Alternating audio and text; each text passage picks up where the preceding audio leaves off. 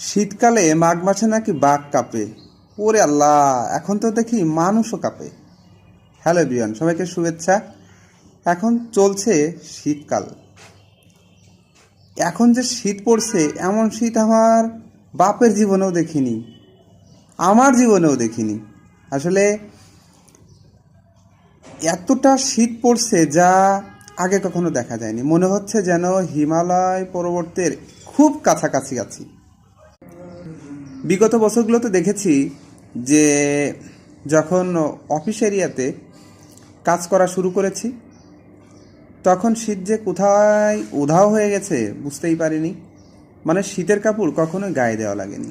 কিন্তু এখন এমন অবস্থা, শীতের কাপড় সবসময় পরে থাকার পরও মনে হচ্ছে যেন আরও একটা শীতের কাপড় পরতে পারলে বেশি ভালো হয়। হাত পা কাঁপো কাঁপো ভাব, কোনোভাবেই যেন স্বস্তি পাচ্ছি না। ঠান্ডায় হাত পা অসাড় হয়ে আসছে, যা বলার বাহিরে। অবশ্য একটা দিক দিয়ে অনেক সুবিধা, খেয়ে এবং ঘুমিয়ে শান্তির একটা পরশ আসে রাত্রের বেলা।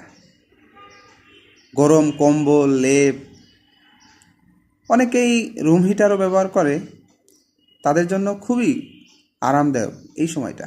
কিন্তু অত্যন্ত দুঃখজনক ব্যাপার এই যে আমাদের দেশে যেসব মানুষ খেটে খায়, মানে যারা দিনমজুর, রাস্তাঘাটে যারা ভ্যান চালায়, ইজি বাইক, মোটর শ্রমিক যে সকল ভাইরা আছেন, তাদের জন্য খুব কষ্ট হয়। কারণ কাজ তো করতেই হবে, তাই না?